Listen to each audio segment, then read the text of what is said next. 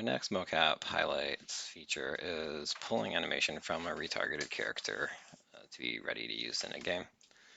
So this really looks like is we're going to grab a chunk of animation, so this turn here, and we want this aligned back at 0, framed, pushed to 0 frame, the character set at 0, and running along the forward axis of the scene.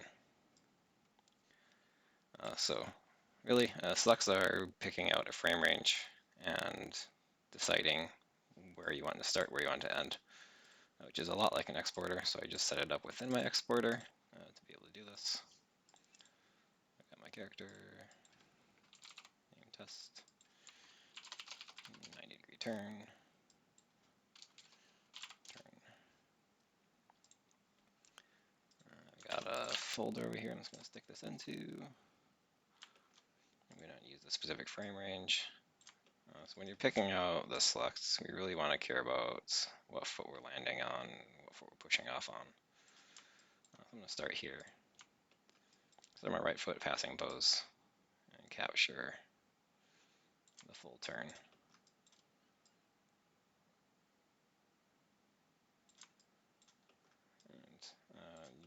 And you want to pay attention to the feet, exactly where you're landing. For this demo, I'm just gonna roughly eyeball. We're landing, starting on the right foot, landing on the left foot, which is maybe okay, depending on how your animation is set up. So you've got that set up. In the system, we're going to add an export property. These modify the animation after they've been baked. So we go mocap 0. And this does everything that I just described. It aligns the character along the scene front axis. So they're running forward. You can offset that by some number of degrees if you want them to run to the right or left specifically. Then it pushes all the frames to 0. It pushes the character to 0. Everything will be 0 based. And what this needs to work is we have our start frame at 878. So we need a line keyframe, which is going to be the frame that is our next frame that is on the center line. So 0 will be on the center line, and this frame number will be on the center line. If it's 0, it just uses the end frame, so it would be 922. We don't want it to align on this diagonal since we're taking a big turn.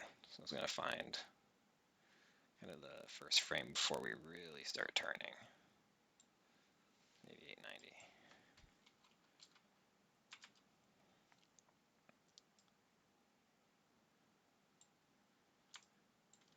And you can play and eyeball this. I'm actually going to go 3.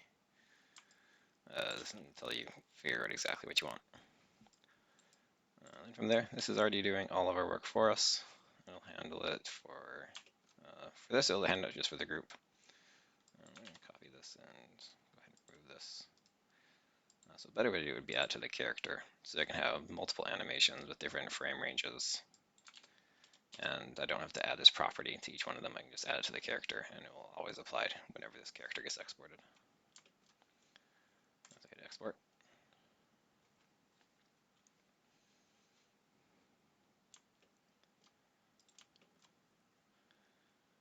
And you can see here we got test turn 90. Pull that into the scene.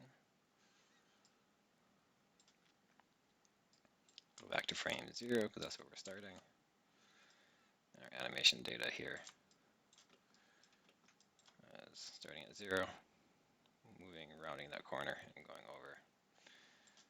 Lined up at 0. We were 15 frames in. Let's bring this. So we'll see here if we line up. The pelvis is the joint that's marked up on the skeleton. Skeletons have a markup that says which is my animated like mocap root joint. Pelvis, or whatever your character root that's not the actual ground control, is what HIK bakes down to. So the pelvis is lined up on 0, it's lined up on frame 15. And all the rest of the animation plays out around those 2 points.